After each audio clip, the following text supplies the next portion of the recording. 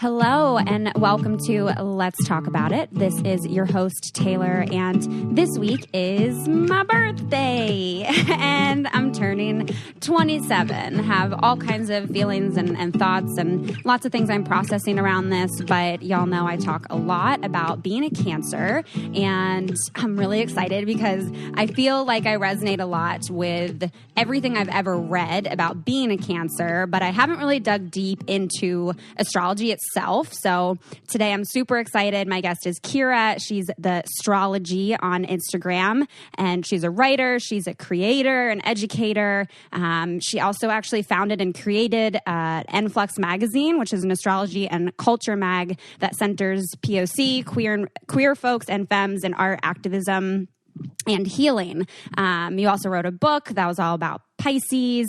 You just seem to do a lot within the astrology community and a lot for queer and people of color folks within the astrology community. Just from following you, I'm like, you're super cute. I feel like I vibe with you, and really, really appreciate you taking the time to meet with me today and to also do this reading. Thank you so much for having me. I'm super excited. Yeah.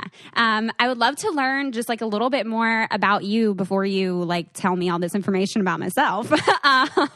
And would love to know just like what got you into astrology in the first place. Yeah, that's an interesting story, I guess, because I don't even know when it truly began. I've from as long as I can remember, I've always known I was a Scorpio. Always been very proud of that fact. Mm-hmm. But I do remember when I was around like 8 or so, my dad had me memorize all the planets from their like distance from the sun. He's always been like a space nerd. Okay. And so the language of like the planets, the vocabulary has kind of always been there for me. And then I've always been obsessed with birthdays. It's just been like a thing. I've always, since I was a little kid, like I knew everyone's birthday. I remember kids' birthdays from like pre-K. It's just like a thing. And yeah, I always knew that birthdays were important. I always knew that the time I was born was important for some reason. I recently found like a note I wrote to myself when I was like 8 or something, and I signed it with my full birth date and birth time.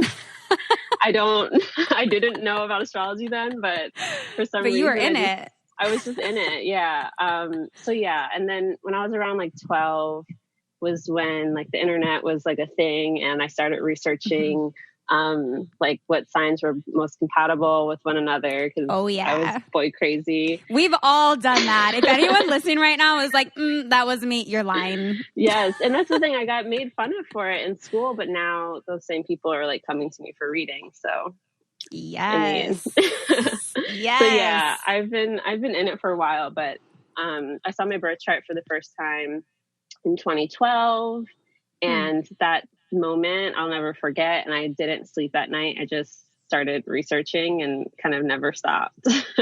Wow. Am I not going to be able to go to sleep tonight after this?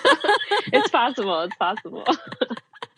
Amazing. And then within this, there was something that you wrote on your Instagram in one of your posts. You said that increasing access to astro, tarot, magic, and spiritual tools to more people, Black and brown folks, disabled folks, young folks, and economically disadvantaged folks is part of your aim, and that you want to embody that mission in the work that you do. I know why that's important. Like, I don't think that's not important, obviously, but I would love for you to touch a little bit on just kind of like where in your journey throughout this did you find that this was going to be one of your goals specifically within the work that you do?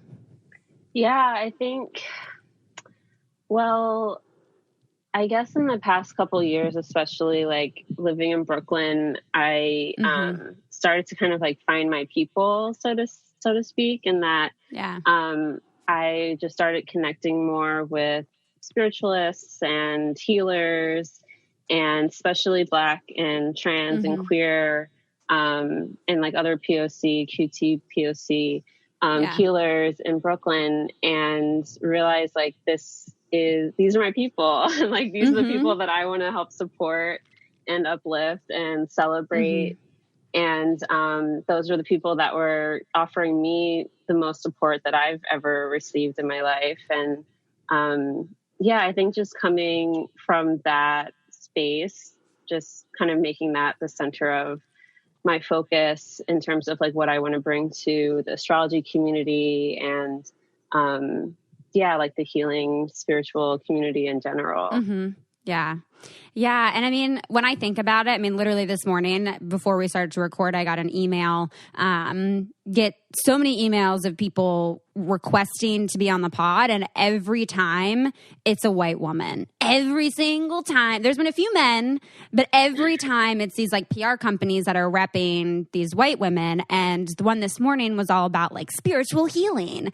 And then it just makes me think again, like, commercially, when we see the representations of the people doing this kind of work, it is incredibly whitewashed. But then even as I was thinking about it, as I was reading through this stuff, this is probably my own bias, and I'll acknowledge this is a bit of judgment as well. That the first thought that comes to my head is like, what the fuck do you know about having to get in touch with spirituality? Like, and, you know, when I put on like my empathy hat, I'm like, yeah, obviously like everyone can experience pain in their life and everyone can, you know, search and find healing through spirituality. Totally.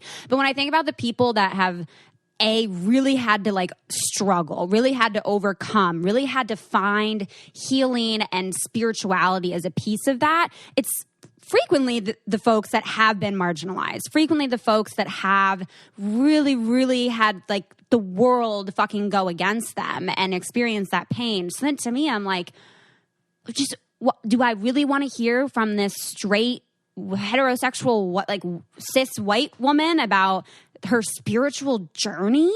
With my judgment hat on, I'll acknowledge that right now. Like, I'm sorry. I know I'm hurting people's feelings right now. I love it because I'm like looking at your chart and I'm like, this is so, it makes a lot of sense. I love it. Am I acting in alignment with my chart right now? So much so much. Oh my goodness. Okay, well, I would love to get into some of this then. I'm kind of nervous. But Don't be nervous. Don't be nervous. It's nothing that you don't already know. I promise you that. It's more likely going to be very affirming and validating more than anything. Not scary. Yeah. So I know, like, most of the things that I've shared about being a Cancer and that I resonate with around being a Cancer is that we're very empathetic, we're nurturers, we're the crab, so we have like a hard shell and the soft gooey inside, and we're big on like home life and we're big on family, we're really big on loyalty. Like, we are nice and loyal, but if you cross us, like, you gonna regret it.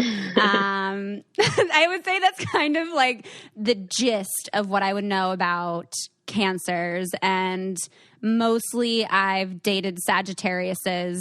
My longest relationship was a Virgo. Currently in a romantic-ish relationship with an Aries. Ooh, I love that for you. And it's the first thing I read when I looked up Aries and Cancer compatibility was like the sexual compatibility was real high. And I was like, that's accurate. So that's about my knowledge of this. So would love to hear, you know, my birthday is July 10th, 1993. I was born at 3:10 p.m. in Bridgeton, New Jersey. Yeah. So what that means is when you were born, the sign Scorpio is rising on the east. And so pause. Yes. What does the rising signs, the moon signs, can you help educate us on this? Yeah. Of course. So basically, like, the sun, you know, the sun travels around the zodiac belt from our perspective on Earth. So I guess to break it down even further, if we were like just on a flat land somewhere, there was nothing obstructing our view, and we were to look at the night sky, we would see a band of constellations. And those constellations are called the zodiac belt. I mean, there's other constellations outside the zodiac belt, but the zodiac belt is where we see the planets move through. So like the planets kind of stay in this kind of band. And yeah, they don't really stray outside of this like band of sky, basically. And that band is the zodiac belt. And so yeah, like at any given time, we can look out on the east and see what sign was rising. And just so you know, where the constellations are now is not in alignment with what we tropical astrologers, Western astrologers, would consider what the signs are now. So basically, like if you look at the sky and you see like the Cancer constellation, that's not really where Cancer is according to the way that Western tropical astrologers look at the sky. I'm not going to get too much into it. Okay. But just so you know. But anyway, so at any given time, the planets are in a certain sign. There's 12 signs. We divide up the sky in 12 different signs. And right now the sun is in Cancer. And so at sunrise, the sign Cancer is rising on the east. That's where the sun is. And at any given moment, there is a sign rising on the east. There's one setting on the west. That's going to be the opposite of the one on the east. And so when you were born, you know, when the sun was pretty high up in the sky, a little more than a little bit afternoon, but you know, in the late afternoon. And yeah, the constellation, or I shouldn't say constellation, sorry, the sign Scorpio is rising on the east. And so and then also the moon was in Aries. And so that's when people are like, what's your sun, moon, and rising? That's usually what people, you know, who are a little bit more, know more than their sun sign. They usually know their sun, moon, and rising. Yeah, and, they're deep. Yeah. So some people call it the big three. I like to call it the SMR. That's not a thing. That's something I tried to make a thing and it didn't really work. Okay, no, we'll make this a thing. SMR. So my SMR, right? So my S is like Cancer. Cancer, yes. My M is Scorpio. M is Moon, which is Aries. And then your rising is Scorpio. So basically, like I'm a Cancer, but I also have Aries and Scorpio in me. Exactly. Which is, I'll get into it, but that really does like color your Cancer sun a lot.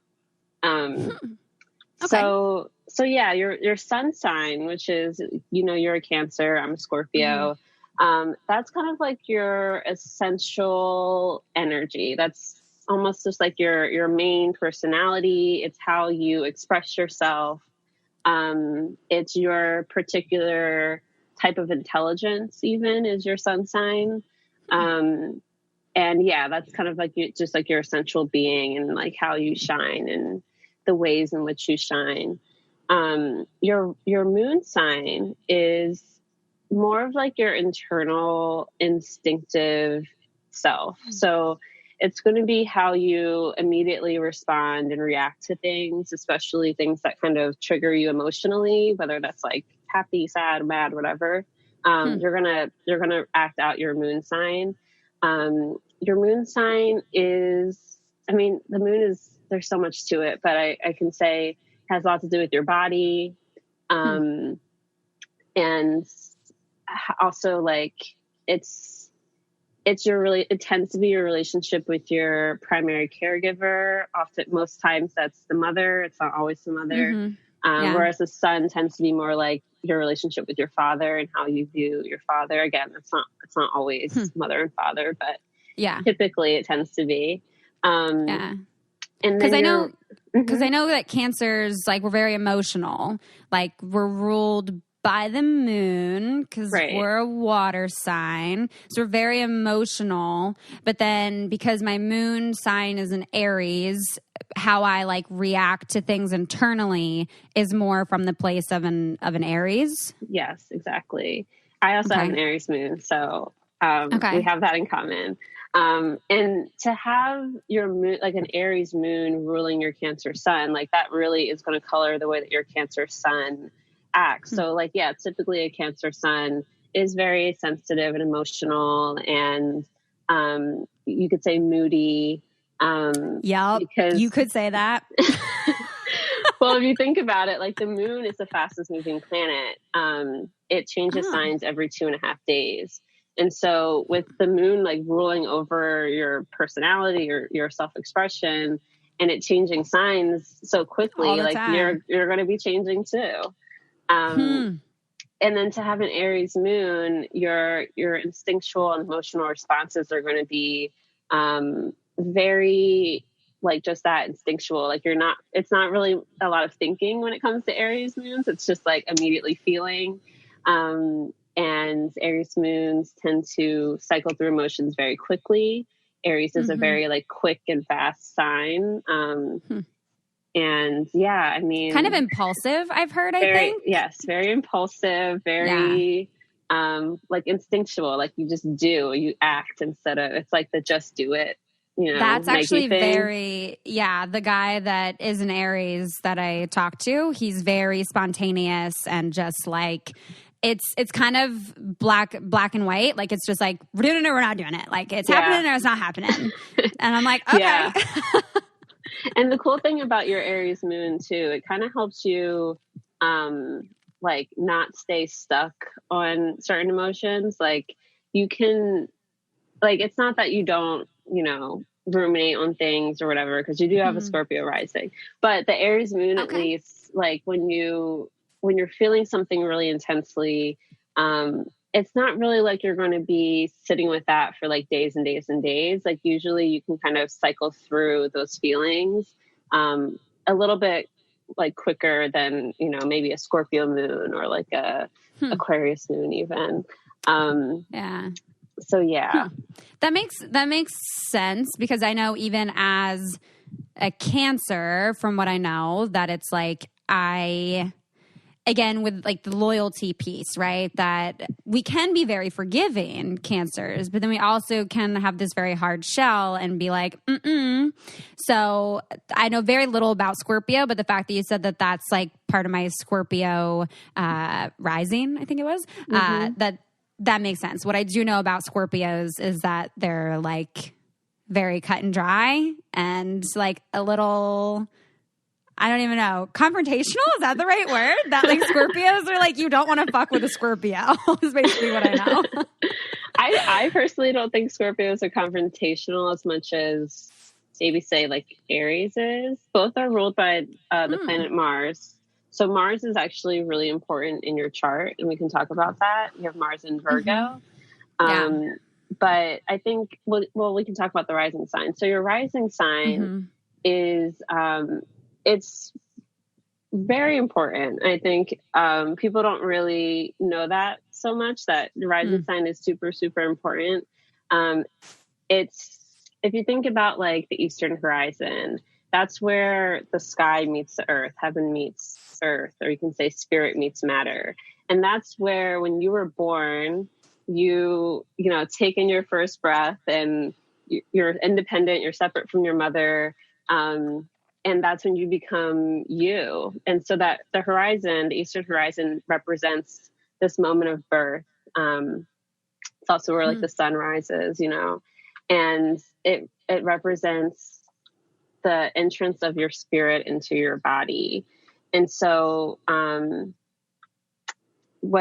astrologically, I guess I could say, it kind of represents your outward energy, like the energy that you kind of just bring into a space. And it has a lot to do with the way you look, the way you dress, like literally your body, your appearance, I like to call it your vibe. It's just kind of like the vibe that you bring to a space, and that also like the vibe that you live your life on.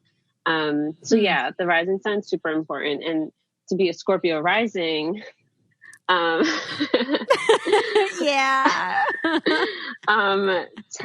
Scorpio risings are extremely alluring and magnetic. Scorpio as a sign is, you know, it's a water sign, and Like Cancer, it's a water sign, but Scorpio it's fixed water. And so kind of imagery of like a well or like a lake, water that's not like moving and rushing. And it's deep. It's very, very deep. And so, yeah, Scorpio rising tends to be super alluring and almost like, yeah, I think magnetic is a really good way of putting it. It also just means that like the way that you move through life tends to be at a slower pace. Despite, having an Aries moon and a Cancer sun, there is like a pace to your life that's not super erratic, or unstable. Even things might be unstable at certain times, but in general, yeah. I don't know. Do you have any other questions about that? Yeah. So when I think about like my vibe,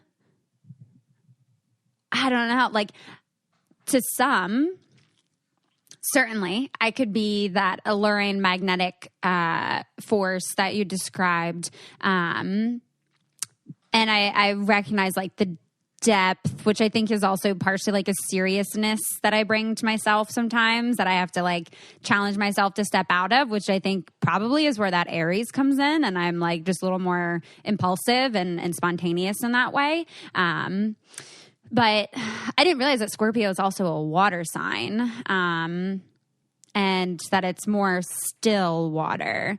And I've even thought about this where, okay, I'm a Cancer, I'm a crab. That's like, the waves and the tides. And like, I've, for whatever reason, thought to myself of like, well, I should really love being in water then. And I'm like, yeah. I like being on a lake. I like being in still water. Like, I don't fuck with the ocean. I don't like... No, I'll put my feet in, but I'm like, I don't fuck with that. So then I'm like, am I really a true water sign? Because like I should be wanting to be in water. No, I mean, for Cancers especially, I think baths are like just like key for Cancer. But yeah, no, I understand that. And I think another good word to describe Scorpio energy, especially Scorpio rising, is mysterious. And that, like, if you think about like a lake or like water that you don't know how deep it is, right? Yeah. So you want to get underneath the surface and kind of like explore the complexities of life and the mysteries of life. Yeah, that's very Scorpio. Yeah. That's my one ex referred to me as like the 50 Shades of Taylor. That like there were so many different layers of things. And then my other ex was like the Taylor 101 rule book of like all these different parts of myself that I would explore. So that makes sense that's more of a Scorpio type of vibe, which I hadn't put a lot of thought into because I'm egocentric and I'm like, I just want to know about Cancer because I'm a Cancer. Well, I will say this. If you read a horoscope, read for Cancer and Scorpio. I think Scorpio, when you read for your rising sign, it tends to be more accurate for your like life, basically. So not just your sun, but also your rising sign. Yeah. Okay. So I would love to hear more about the SMR. Any other last points on that? Yeah. So, your chart, so you have your rising sign, right? And like I said, that's really important. The planet that rules your rising sign is also super important. And that kind of becomes like your avatar. Your ruling planet is what we would call it.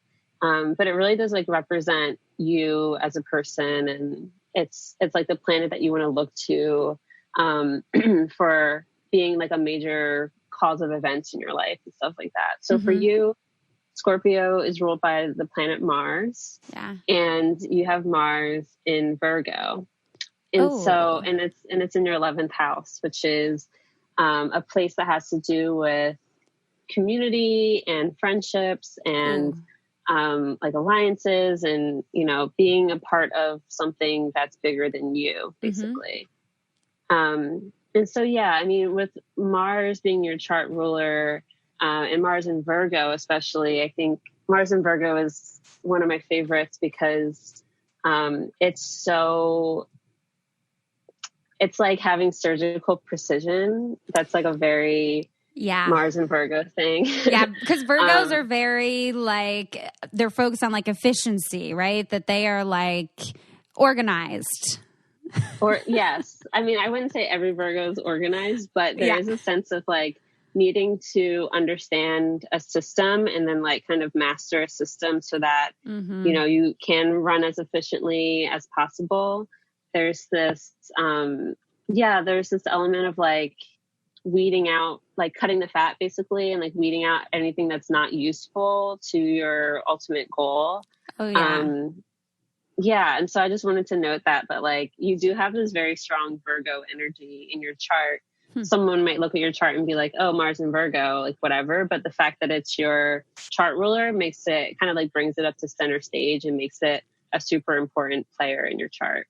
And Virgo is like one of the top signs that Cancer is compatible with too, right?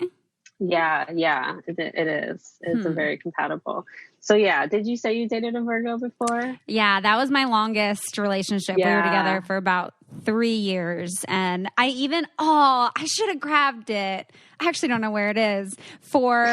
We met like my first night of undergrad, and I don't remember if it was our 6 month or 1 year, it might have been Christmas even. I made him like this canvas, and it had like the Cancer and Virgo. And I think, I don't remember if I wrote it out or if I found it, but it was like this poem of like compatibility of like the Cancer woman and Virgo man. And I totally forgot that I did that until now. But yeah, I for sure was like, we're compatible. I mean, it's really compatible. All like earth and water is compatible with one another. So yeah, that's really sweet. Yeah. And I mean, even just the way, like, because after him, or even before and after him, I've dated so many Sagittarius, and I'm like, I'm playing myself. I don't know why I keep doing this, but it's like, it comes in my life, and then I'm like, of course you're a Sag, of course. And this is where I'm like, for people that are like, you know, oh, well, astrology, you know, it's just like guesses and it's so vague and whatever. I'm like, no, people do have certain energies that you are then attracted to. And it's not like I'm seeking out Sages, but they just keep popping up in my life. And clearly it's not a vibe. I mean, I can see looking at your chart why you're so attracted to Sagittarius. Is like your Venus is in Virgo, which is opposite Sag. Your moon's in Aries, which has a trine to Sag, so they're both fire signs. There's a lot of synchronicity there. You have your Jupiter in Libra, which is also compatible with Sag. So it makes sense to me. I don't know if it's best for you for the long term. Nope. Let me tell you, I figured that out. That's a hard no. Yeah.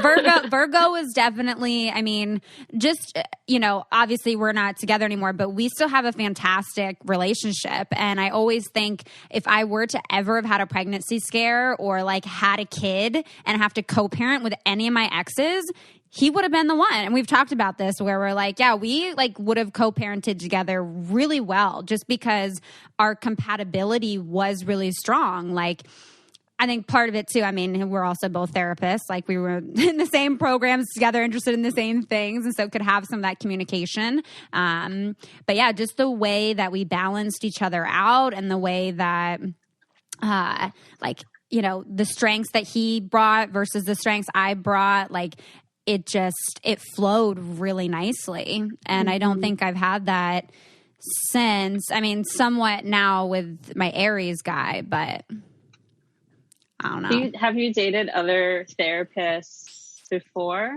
or like since then?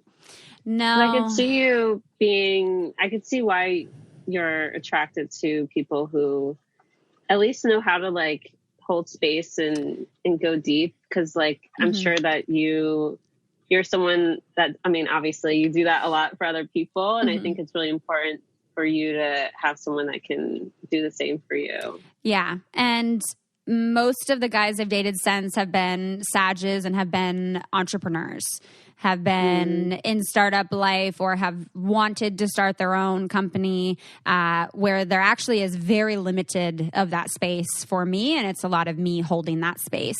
Hence why those do not work out. But yeah, I would say with this Aries guy now is where it actually, even more so than with my Virgo, feels like my feelings are not a burden, feels like there's actual genuine care and desire to have space and to understand my feelings, which, as you said, go a little deep. There's a lot there. But where he feels like he has the patience in that. And he's the first Aries I've really ever interacted with that I know of. So, yeah. Also, quick question. Did you know that you were born during a Mercury retrograde? Oh, girl, I was wanting to get into that. Thank you for bringing that up. I don't even understand what retrograde means, that it's going backwards. I don't know. I'm not going to sound very educated right now. It's okay. But that Mercury in retrograde is like shit's hitting the fan. And I know that that's not the reality of it. Like, the small amount of reading I've done, like sometimes it's a space for like communication and like rejuvenation, but I was born during one. I did not know that. Yeah, you were born during a Mercury retrograde in Cancer, which is what we're moving through right now too. So, this is a special birthday. Yeah. So yeah, I mean, you're right. Retrograde means it's going backwards. It's not, planets aren't actually moving backwards, but it's like a illusion, an illusion basically based off of like our relative orbits and all of that without getting too much into it. But yeah, they look like they're moving backwards, and Mercury retrogrades the most often out of all the planets. Happens 3 times a year, sometimes 4. And yeah, I mean, to be born during a retrograde, my sister also was born during Mercury retrograde in Cancer. And is she a Cancer too? She's a Gemini, but my mom's a Gemini.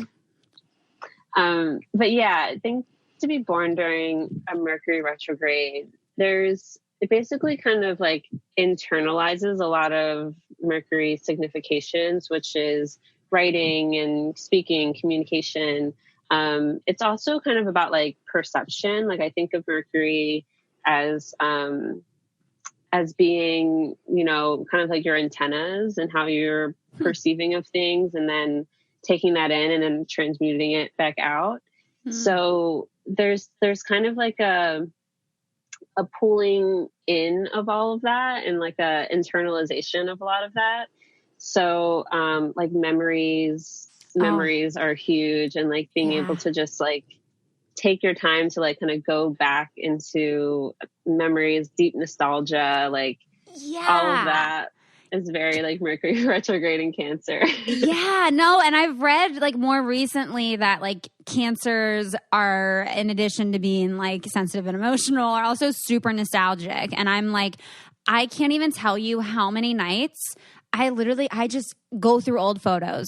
I'm like, I spend so much time thinking about past memories and looking back at things. And even like in present time, when I take a picture, I'm always like, for the memories, like we need to capture the memories. Like I'm so, I will repeatedly replay memories over and over in my head. And I don't think it's like at least I try to not be like I'm holding on to the past, right? But like I try to look back at it, and I mean, also understand sometimes we romanticize, and sometimes we, not demonize, but like catastrophize the past. So I try to look back at it and like look at different perspectives, and also replay out had things gone differently. But yeah, I spend like, I'm such a memory nostalgia kind of person. So that makes sense.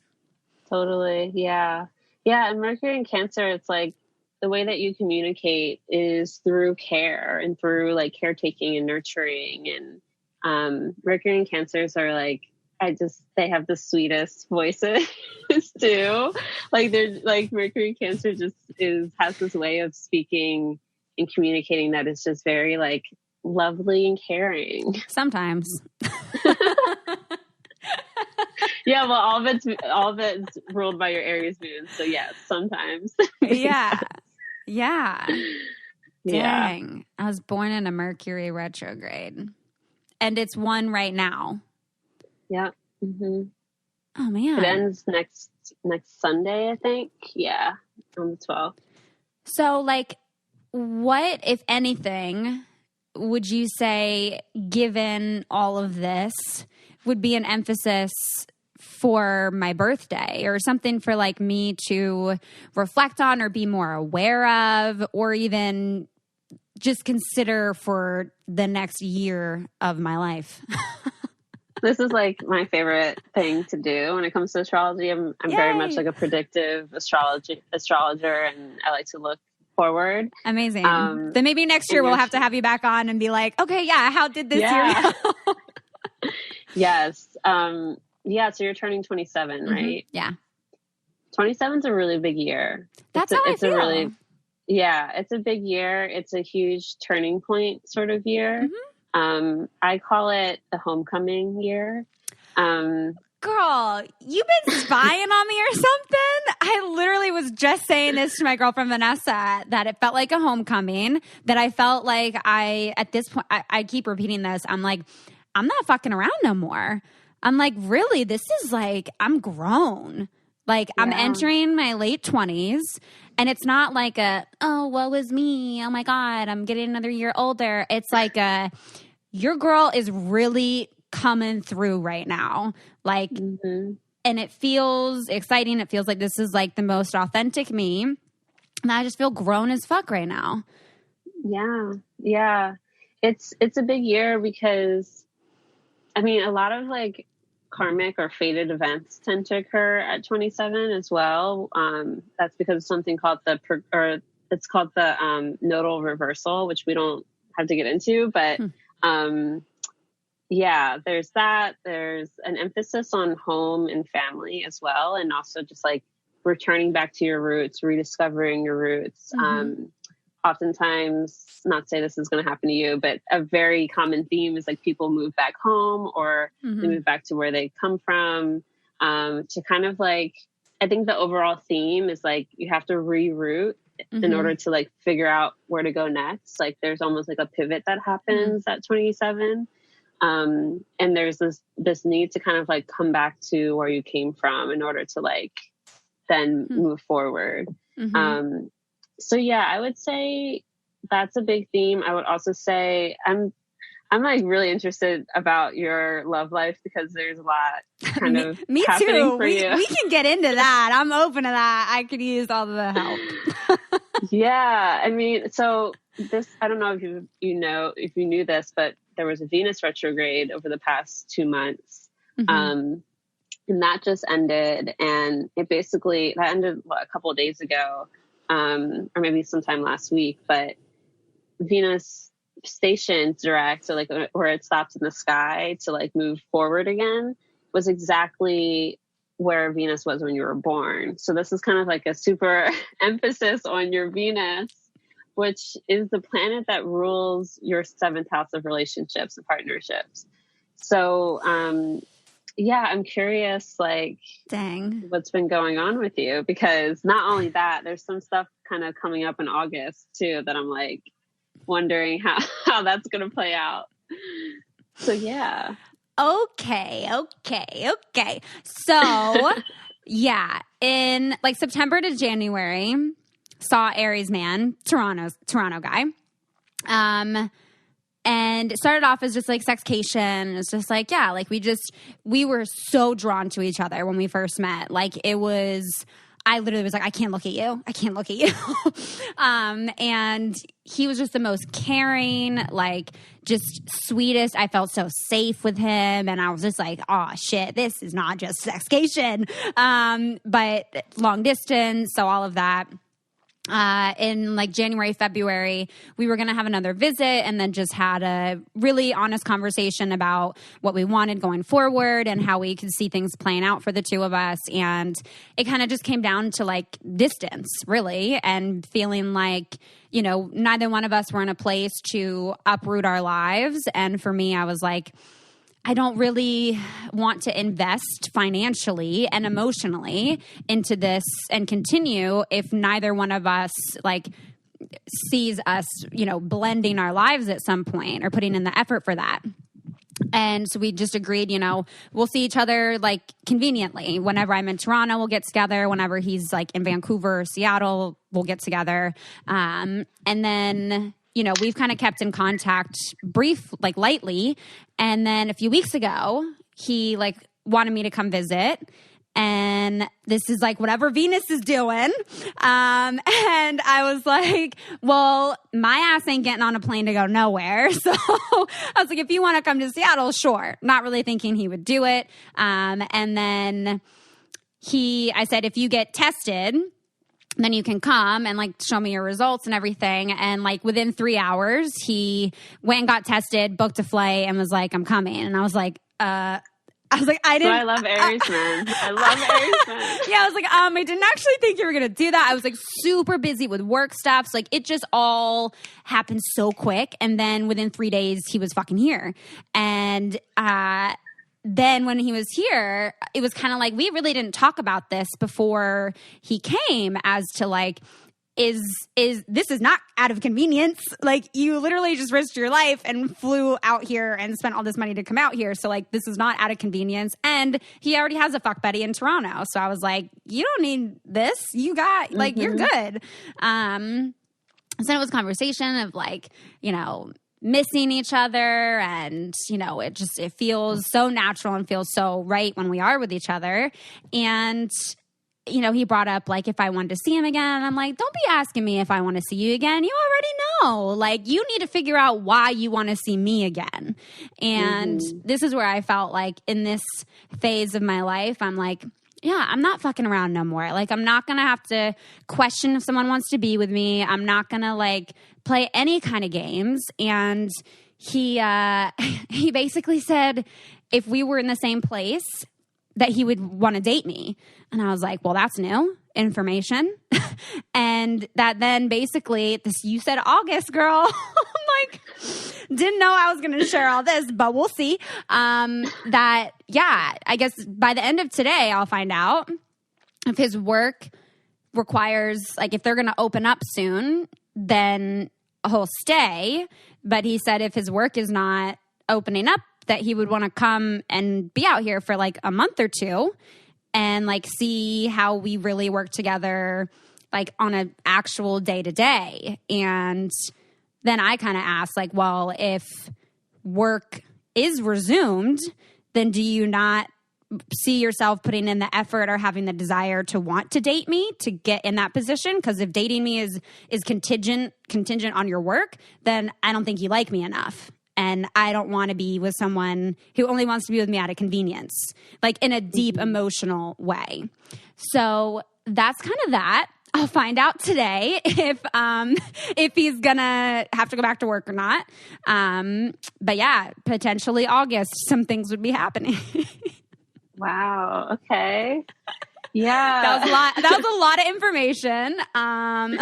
No, I love it. Yeah. I can just see August. I mean, it's really all of July and all of August and all of September, but it like, I feel like the main kind of moment happens in August, where things like something having to do with relationships is going to switch gears or just, yeah, something's going to change. I will say that. And it's a pretty profound moment. It seems like. Am I going to get pregnant? What's happening? I'm scared. I don't think it's that. No, it doesn't look like that. I'll tell you that. Yeah, I mean, I've certainly been he's the only person I've had sex with. I hadn't had sex since January, and then he came 2 weeks ago, a week ago. I don't even remember. And so he's the only person I've been with, like, literally since September. And so I've, for the most part, still been pretty single. And the only change I would see was that I would potentially no longer be single. Yeah. I mean, I don't know. It's possible. I'm just going to say that it's definitely possible. And are Aries and Cancer like actually compatible? So yes and no. I think there's way more to it than just looking at like your two sun signs, basically. For you, I think Aries is compatible. Again, like it would be great to know his chart too, but in general, I know his birthday. I'm not gonna. I can't do it without consent. I'll just say that. But yes. But the fact that you have an Aries moon, I think, really just like automatically makes you more compatible with an Aries, because like a sun moon compatibility is really lovely. It kind of it shows like a certain level of comfort and familiarity with one another, because that's like who you are on the inside is an Aries, and like him and his essential being is an Aries, and there is like this really lovely like, you know, compatibility that goes in with that. And I think also it probably not like, you won't hear this online, but I think Scorpio and Aries have a very, I wouldn't say they're super compatible, but they share the same ruling planet. They're both ruled by Mars. And so I think, there is this sort of like familiarity between Scorpio and Aries.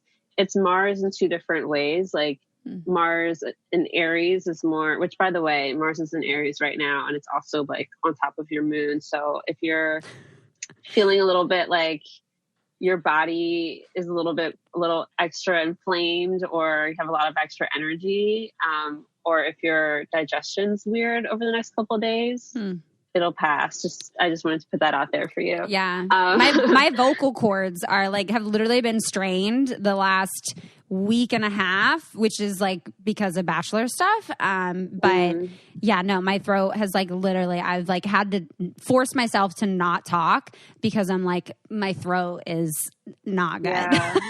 Mars makes things extra dry and like overheated. And so, I would just take it easy and do like extra hydration. But anyway, Scorpio and Aries have like,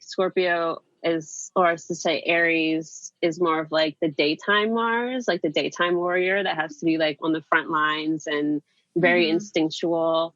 And then Scorpio is more of like the nighttime warrior, which is like a ninja basically, and has to be a little bit more secretive and cunning. So they're both warriors, but there's just like different types of warriors. And so, I do think Aries is compatible with you. When I'm looking at compatibility on a chart, I'm really looking at what sign is on a 7th house, which for you is Taurus. And that's with the 7th house is with relationships, or you said that was 9th? Yeah. 7th. Okay. 7th is relationships. And so, you have Taurus in your 7th house. And then that's ruled by your Venus in Gemini. So there is this like Gemini sort of like, I think with Venus and Gemini, you need to be intellectually stimulated. Like you need to be given options and choices within a relationship dynamic is like what turns you on basically. And we're both like, we would want more of a monogamish type of relationship.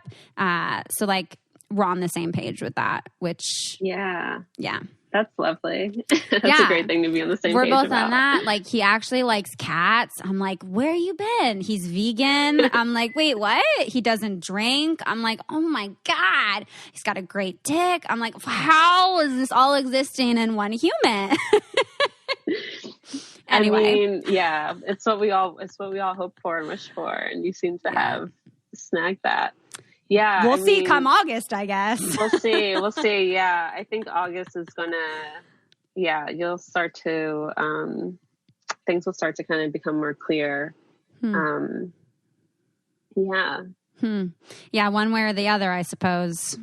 But I mean, you don't see yourself moving at all within the next He and I have had a lot of conversations about this because I would like to move to Canada at some point. Like, I would like to have dual citizenship. And I would definitely, and I would definitely like to live, like in Vancouver area, not like probably outside of Vancouver, because I'm not a huge fan of like the actual Vancouver. I don't know. I just didn't vibe with the community. But I love Canada, and he lives in Toronto, and I don't really see myself living in Toronto. But I do know that he's someone who, again, I guess this is part of him being an Aries, it can be a bit spontaneous. Like, he lived in South Asia for like 3 months, and I know that, you know, work dependent,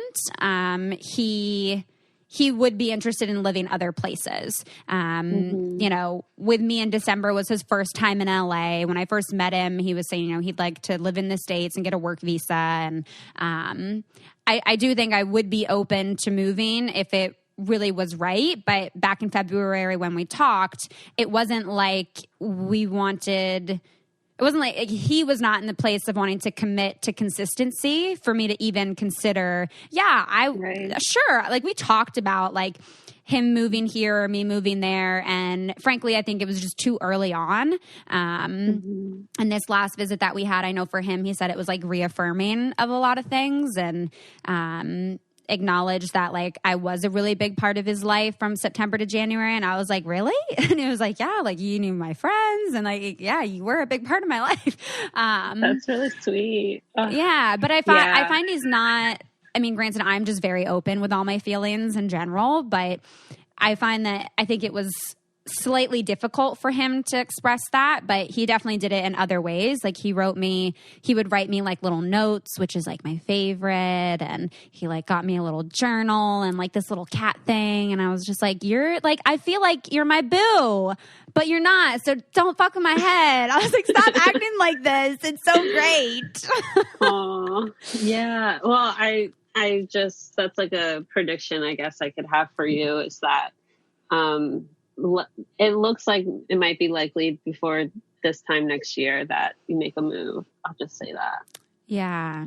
I mean, I'm definitely open to it. I used to be like very set on Seattle. And when you talk about coming home and like revisiting that, like moving in with parents kind of thing or something, like coming back to Seattle for me in 2015 was totally that. And in my last relationship off of the show, he moved to New York and I was here in Seattle, and I was still living with my parents at the time. And my stepdad had also like just died and came back to life. And then my cat was dying, and it was a whole thing. And so I was like, I think I need to be in Seattle. And like, my chosen family is here, and there's a 5-year-old and a 2-year-old that I'm like basically their bigger sister, and I'm like, I need to be here, like to see them grow and like be a part of their lives. And so Seattle for me has like served so many things, and living in this apartment, this is like my first place I've ever had that's only mine, that like wasn't with a partner, wasn't with a roommate, wasn't with family, like nothing, is just mine, has felt like a homecoming into myself. And I mean, now I definitely feel like Seattle has served that purpose for me. And that's kind of what I talked to him about in January, where I was like, I'm open to not having to be in Seattle, but I want to make sure that like that feels right for me and that person, and we're both equally committed in that. So we'll see this time next year, I guess. Yeah. It's exciting. Yeah. Well, thank you so much. This definitely was not as scary as I thought it would be. I'm glad. I'm so glad. Yes. Scorpio risings like don't really love to be read, I think, because they're like, oh, how much are you going to see? Yeah. How much are you going to like unveil of this deep lake, right? Yes, exactly. Yeah. No, that makes sense. No, this was like very insightful, and now I'm excited, but I'm also like, I got to check myself because like I want to protect my heart. So I'm like, I'm excited, but also like chill, Taylor, like just wait, like But you do so many things. You do readings. You have the Deep Seekers virtual astrology meetup, which I'm assuming is like for people probably like myself who want to learn more and educate themselves. I'm guessing that that's what that is. Yep, exactly. Yeah. But you do all kinds of like astrology and tarot readings. Would love for you to share just a little bit about where people can find you, how they can book a reading with you, any other kind of resources that you'd want to share for people. Awesome. Yeah. My website is theastrology.com. I'm at Theastrology on Instagram, Theastrology _ on Twitter. And let's see, I'm speaking at a conference this upcoming weekend called the Queer Astrology Conference. I saw that. I'm really excited about that. Yeah. And I'm doing a lecture called How to Survive Your 20s Using Astrology. So that should be cool. And that's like it's going to be a really amazing virtual conference, and like entry sliding scale, and it's pretty cheap, and you get all the recordings, and there's a lot of great speakers, and I'm really excited to be a part of it. So yeah, there's that. And what else? Your book. I offer, I have a book. I have a book. It's called Pisces. There was a series. I did the Pisces ones, and you can find that one on Amazon or Barnes & Noble. I do astrology readings. I do readings with options at tarot. I offer sliding scale readings for queer and trans, Black, Indigenous people of color. And I do electional astrology too, which is like picking a date to do something. So like you're getting married, or you like want a good day to get a tattoo, or like, I don't know, launch your business. Like I can help you pick a good day astrologically to do that. Wow. Yeah. That's so cool. That's so cool. Okay. Thanks. I'm going to keep that in mind. We'll definitely include all the links for that in the episode notes for people to check out. And thank you so much for your time and your knowledge. I super appreciate it. Yeah. Happy birthday. I'm excited for you. Thank you. All right, that does it for today's episode. Thank you so much for making it all the way through and keeping your ears, your hearts, and your minds open.